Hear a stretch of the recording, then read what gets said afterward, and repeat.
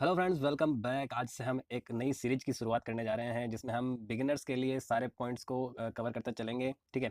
जो जो भी यहाँ पे मार्केट में नए आने वाले हैं, उनको मार्केट का एबीसीडी नहीं पता होता है, उनके लिए हम यहाँ पे एक नई पूरी वीडियो की सीरीज बनाने वाले हैं जिसमें मार्केट को ए से लेकर जेड तक पूरा का पूरा समझाया जाएगा। ठीक है। तो वीडियो की शुरुआत करते हैं। ज़्यादा टाइम आप लोगों का नहीं लेंगे। हम वीडियो की शुरुआत करने के लिए हम यहाँ पे सबसे पहला टॉपिक जो अपने यहाँ पे है वो है यहाँ पे पीई रेशियो। ठीक है। तो सबसे पहला टॉपिक हम यहाँ पे लेके चलते हैं पीई रेशियो। अधिकतर लोगों को तो पता होगा कि पी रेशियो क्या होता है, लेकिन जो मार्केट में नए हैं जिनको नहीं पता कि पी रेशियो क्या होता है, तो हम यहाँ पे इस पी रेशियो पर आज कंप्लीट बात करने वाले हैं। ठीक है। तो देखो आप लोग, जैसे कोई कंपनी है उसका पी रेशियो हम लोग देखते हैं। जैसे आज हम यहाँ पे लेके चलते हैं टाटा मोटर। ठीक है। टाटा मोटर अगर हम यहाँ पे देखते हैं तो टाटा मोटर का पी रेशियो क्या चल रहा है वो हम लोग यहाँ पे देखते हैं। ठीक है। तो टाटा मोटर का पी रेशियो हमें यहाँ पे देखने को मिल रहा है 10.1 का पी रेशियो यहाँ पे निकल के आ रहा है, जो यहाँ पे दिया हुआ है ऑलरेडी। ठीक है। 10.1 का पी रेशियो है इस स्टॉक का, लेकिन इंडस्ट्री का जो देखें हम यहाँ पे टाटा मोटर जिस इंडस्ट्री से आ रही है उस इंडस्ट्री का पी रेशियो यहाँ पे हमें 23.1 का देखने को मिल रहा है। ठीक है। तो इसके हिसाब से देखें तो हमें यहाँ पे अभी ये शेयर जो है सस्ता मिल रहा है, क्योंकि इंडस्ट्री की पी 23 है और यहाँ पे अभी हमें यहाँ पे 10 की वैल्यूएशन पर शेयर जो है यहाँ पे देखने को मिल रहा है। तो यहाँ पे काफ़ी अच्छा यहाँ पे ग्रोथ पोटेंशियल हमें नजर आ रहा है। लेकिन हम यहाँ पे बात करने वाले हैं कि ये जो 10 है ये आया कहाँ से, ये कैसे आता है 10। ठीक है। तो हम यहाँ पे पी रेशियो के ऊपर कंप्लीट चर्चा करने वाले हैं। तो आप लोग देखो, पी रेशियो का क्या मतलब होता है, price to earning ratio. P का मतलब होता है प्राइस और ई का मतलब होता है अर्निंग।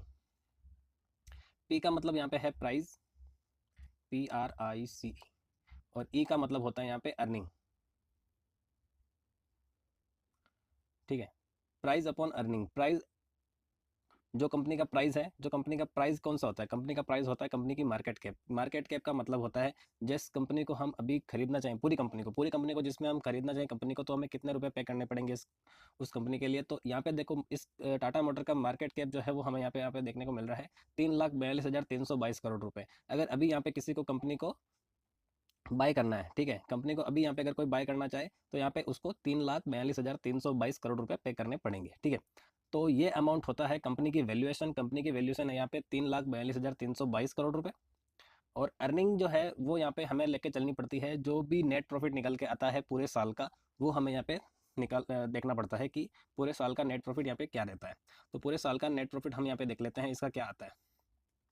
प्रॉफिट एंड लॉस में चलते हैं हम, और पूरे साल का प्रॉफिट जो है, नेट प्रॉफिट हमें यहाँ पे ये TTM ट्रेलिंग 12 मंथ का हम यहाँ पे लेके चलते हैं। ट्रेलिंग 12 मंथ का नेट प्रॉफिट जो है वो हमें यहाँ पे देखने को मिल रहा है 34,199 करोड़ रुपए।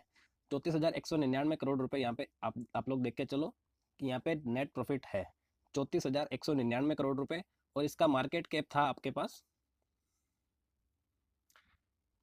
3,42,322 करोड़ रुपए। तो हम यहाँ पे चलते हैं कैलकुलेटर पर, वहाँ पे आपको पता चलेगा कि यहाँ पे ये 10 कैसे आया। ठीक है। ठीक है। तो कैलकुलेटर पर हम लोग आ चुके हैं। सबसे पहले आप लोग यहाँ पे लिखो, जो कंपनी का जो प्राइस था, कंपनी की जो मार्केट कैप थी, वो हम यहाँ पे लिखेंगे 3,42,322 करोड़ रुपए। ठीक है, यही तो थी 3,42,322 करोड़ रुपए यहाँ पे कंपनी का मार्केट कैप था। और हम यहाँ पे इसके अपॉन में लिखेंगे जो कि एक साल का नेट प्रॉफिट हमने देखा था ट्रेलिंग 12 मंथ का, वो हमने देखा था यहाँ पे 34,199 करोड़ रुपए। 34,199 करोड़ रुपए लिखे। तो यहाँ पे हमने दोनों साइड में करोड़ की वैल्यूएशन नहीं लिखी है, डायरेक्टली हमने यहाँ पे 3,42,322 और यहाँ पे 34,199 लिखे हैं। दोनों साइड से करोड़ हमने हटा दिया है। ठीक है, क्योंकि यहाँ पे जो कैलकुलेटर है वो यहाँ पे इतना सपोर्ट नहीं करता है। तो आगे आप लोग देखो, जब हम इसको इज इक्वल टू करते हैं तो यहाँ पे हमें वैल्यूएशन देखने को मिलती है 10.009। तो यहाँ पे अपने पास पी रेशियो जो आता है वो यहाँ पे आता है 10.009। ये अपने पास यहाँ पे इसका पी रेशियो निकल के आ रहा है ट्रेलिंग 12 मंथ के हिसाब से देखें तब। ठीक है। ट्रेलिंग 12 मंथ के हिसाब से देखें तो इसका हमें यहाँ पे 10.009 देखने को मिल रहा है। तो यहाँ पे आप लोग देखो, यहाँ पे भी तो आपको यहाँ पे 10.1 ही देखने को मिल रहा है। पीई जो देखने को मिल रहा है वो यहाँ पे 10.1 देखने को मिल रहा है। वहाँ पे देखने को मिल रहा था 10.009, यहाँ पे देखने को मिल रहा है 10.1। इसको यहाँ पे 009 ना लिख के यहाँ पे 10 पॉइंट डायरेक्टली 1 लिखा हुआ है, क्योंकि यहाँ पे ट्रेलिंग 12 मंथ का प्रॉफिट दिया हुआ है हमें। उसके हिसाब से हमें अभी पता तो है नहीं कि कितना आने वाला है, पूरे साल का प्रॉफिट कितना रहने वाला है, इसलिए यहाँ पे एवरेज करके लिखा जाता है। तो ये था यहाँ पे कि पी रेशियो क्या होता है, मैंने कम्प्लीटली इस वीडियो में समझाया है। अभी आपको इसके लिए कोई भी डाउट नहीं रहना चाहिए। अगर फिर भी कोई डाउट है तो आप मुझे यहाँ पे कमेंट सेक्शन में पूछ सकते हैं।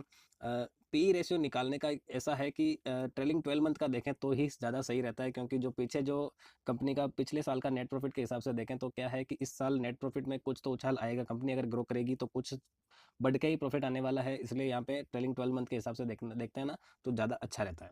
अगली वीडियो में आपको मैं यहाँ पे प्राइस टू बुक वैल्यू समझाऊंगा, बुक वैल्यू कैसे निकालते हैं और किसी भी शेयर की बुक वैल्यू कितना मायने रखती है उस शेयर के लिए। और उसके बाद में हम फेस वैल्यू, शेयर कैपिटल, जो भी आर ओ सी ई, आर ओ ई, जो भी यहाँ पे जितने भी टर्म्स रहते हैं उन सब की बात हम यहाँ पे बैक टू बैक करते रहेंगे। ठीक है, तो मिलते हैं किसी अगली वीडियो में, तब तक के लिए जय हिंद, जय भारत।